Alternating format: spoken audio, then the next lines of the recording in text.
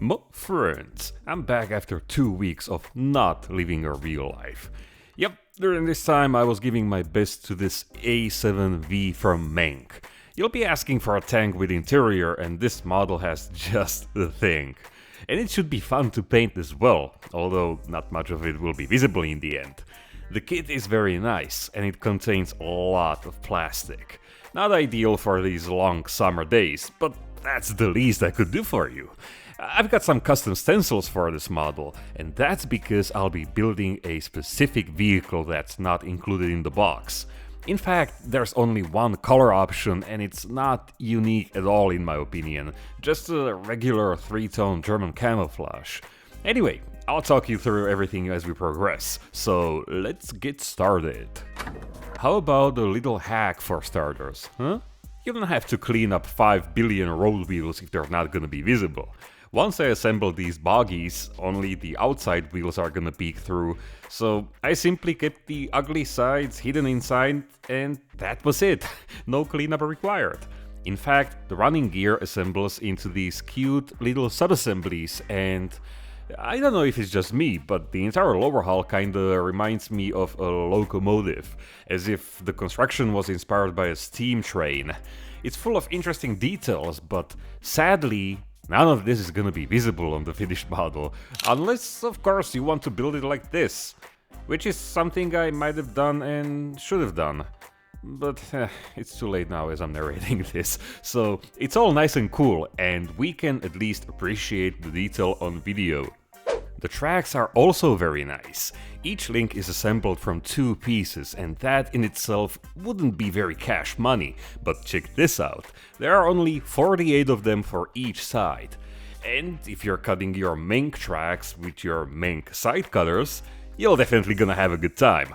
I'm not kidding, these were the best modeling investment I've done since I've bought a 3D printer, I think. Now, there are 2 ways to assemble them. You might prefer assembling the chain first and then gluing the track pads to each link, or assembling each link separately and then assembling the track. The assembly is as simply as it gets. The links simply click together just like on that Mark IV from Tamiya I built before this one.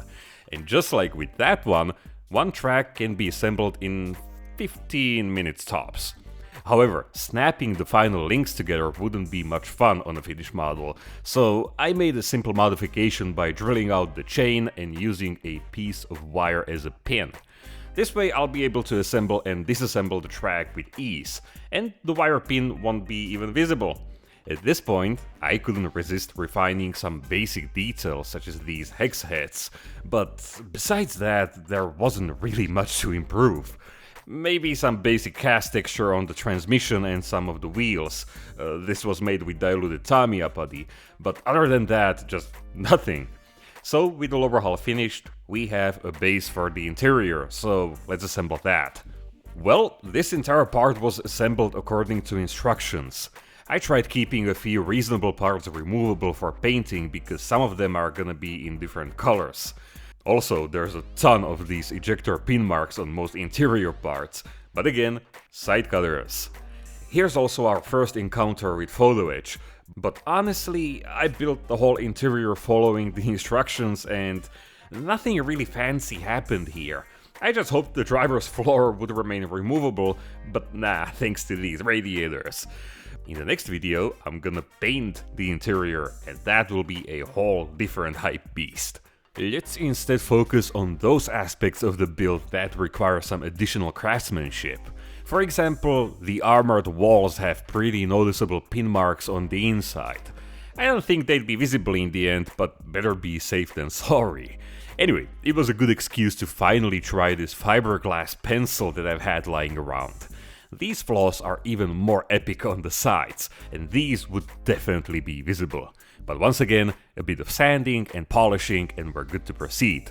Here I was overly motivated to give the plates a touch of realism by scribing a missing panel line between them. Looks awesome, right? Except these were actually made from one piece that was bent in the middle, so I had to undo my attempt at super detailing, and at the same time it made me slow down and look at the tank I'm building more closely. As such, I learned that there were no rivets in the middle, so I could easily get rid of them. Yeah, it's gonna mean fewer surface details, but more historical accuracy. Also, my tank, so to say, has only one vision port on the front. This was the part I wasn't looking forward to at all, but actually it wasn't too bad. After blocking it with a piece of styrene, I flooded the area with black superglue, and then I could carefully get rid of the hinges and bolts that shouldn't be there. This was followed by some careful yet tedious sanding and polishing, and the vision slot was gone. You know what, let me take this moment to talk about the tank I'm actually building. You see, the only tank we can build from this kit is hull number 504, nicknamed Schnook. Pretty much every A7V was unique, so it's important to observe photographs of the tank you wanna build. In my case, hull number 540, nicknamed Highland, didn't have the vision slot at the front and no additional armor plating on the driver's cabin. And it also had different rivet and bolt arrangement. So I wanted to make sure the vision slot was completely invisible by stippling some putty over it. But then I thought, why not texture the entire tank, right? It's my standard method for pretty much every armor model, so why not this huge armored shoebox? You can easily draw guidelines on a textured surface, and that made this task much easier. Hex bolts were made using RP tools punch and die set, and I used a 0.2mm plastic sheet for these. Rivets were punched out of tinfoil, and we'll talk about this trick later in the video. What's awesome is that they can be glued with modeling cement and they'll sink into the soft plastic a little bit, making the task super clean and easy. Another difference, 540 didn't have towing hooks as 504 did. Did I actually mention that? Well, off they go. I made the towing eyelets in On shape and printed them on my Photon Mono SE. They needed a few adjustments, some prototyping and additional prints, but I ended up with something that could actually fit into these openings, although I think the shackles are a little too small. But at the end of the day, it's still better than towing hooks, which would be completely inaccurate.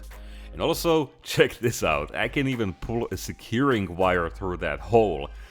Yeah, even that was printed perfectly. At this point, I was very stoked about texturing everything that could be textured, because I think the subtle steel texture will give the model a heavier, more business-oriented look. Something else that can be observed in photos of almost any World War I tank is missing bolts and rivets. These would simply fly off if the tank was hit by shrapnel or shockwave from a nearby explosion, or the bolts were simply lost during maintenance tasks. Removing a few in random places and drilling them out is a simple, but not overly fast way of adding more character and visual interest to your model. Actually, that's most of the construction out of the way. It's technically still a simple out-of-the-box model, but sometimes these kits require quite a lot of work. Also, I need to keep the armor plates dry fitted so I can disassemble the tank when I start painting the interior, so the fit for now is gonna be a bit loose. Alright, let's see those homemade rivets. See this air vent? The seam line goes right through the middle and the rivets are a bit undersized. To fix both issues, I marked their position on the top where I won't touch the part.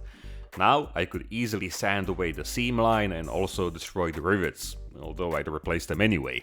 So here's the main rivet punching tool, a drill bit, in this case 0.7mm, in a pin vise. But we're using the opposite, the blunt end of the drill. All I need now is a piece of rubber, tin foil or pewter foil, and I can start punching. It's a very fast method with excellent results, and you can shoot those rivets out of that foil like a machine gun. The results are just perfect, although, okay, the rivets could be a bit taller, but hey, they're free and unlimited. Just like before, I installed them with Mr. Cement S. This way the workflow is very fast and the result doesn't need any additional cleanup, like with superglue. Different drill bits make different rivets, duh, but here I'm using a 0.9mm bit. It's a very simple method that makes an otherwise intimidating task very straightforward. And boom, a better improved air intake. Okay, the most dreadful part of the build is the driver's cabin.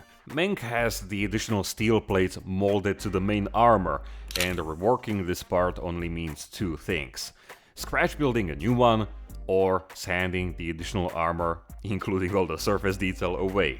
The latter was much faster and easier in my opinion, although each plate took about 15 minutes of sanding and constant checking until I got a smooth, straight surface. Some extra cleanup to get rid of the fuzz and we're good to go. The plates fit together perfectly, so that makes things easier than going the scratch building route. Then I could texture them the usual way. This actually makes a very good surface for detailing. And the first and most important thing was making new hinges. These required even more prototyping and testing than those toe shackles, but my third attempt was a success. Oh, and guess what? Even these can be fixed to the surface with liquid cement. I mean, yeah, just the putty is very accepting. Assembling the windows was the most complicated part because everything that could guide me, was sanded away. But I found a system, using the window covers as a template for hinges and the guide rails on the sides. By the way, I also glued the photo etched rails using plastic cement. It's like, I don't know, the biggest learning experience from this project. The remaining details were made from strips of styrene all around the cabin and the roof of the hull, and again, the pewter foil rivets were added, also using modeling cement. This thing was a model on its own and it took me 3 days to rework it, but I think it was worth it in the end. So here we go, my friends. I've kinda started liking these World War I subjects, and after the Mark IV, we're gonna tackle the first German tank ever. And it has a full interior. Always trying something new this year, that was my resolution. But that's not all, it's gonna become a part of a diorama with a trench. That's right, it's gonna be epic, my friends. I hope you didn't mind the 2-week break, but this one really took a long time to assemble. Even though it's a simple, out-of-the-box project, I've also got some figures for it, so the finished model is gonna have everything. Well, except the engine, but that doesn't matter. Anyway, pardon the Tamiya tape holding it together, but I really need to keep each side of the hull dry fitted so I can comfortably paint the interior and add some weathering to it. And that's gonna be the main focus of the next week's episode, painting the insides. That's gonna be fun because I wanna employ my traditional post shading and all kinds of silly stuff. I'm already looking forward to it, so I hope you'll join me for that the next Friday. In the meantime, thank you for watching, my friends, thank you for your patience, and thank you to my patrons who make this mostly weekly show possible. If you like what I'm doing and want to get more of it, and in return support my work, you can go to my Patreon page and see what kind of rewards would you like. I'm posting there almost every day with updates from my workbench. We can get in touch through DMs, comments and emails. I'm posting 1 week early ad-free videos so you could watch the interior painting right now, also these beautiful studio photos and download them in full resolution, and last but not least, some real-life references for dioramas, sceneries and landscapes. And of course, small 3D models for detailing your tanks and dioramas. Alright, I actually can't wait to go and start painting the large interior of this tank. It's becoming a tradition that I'm trying something new this year with every model, and I really hope to keep it up like that for the rest of the year. Wish me luck, and you'll see how it turned out in the next one. But until then, stay safe, stay awesome, build your models, don't just collect them, and I'll see you in a week. Cheers!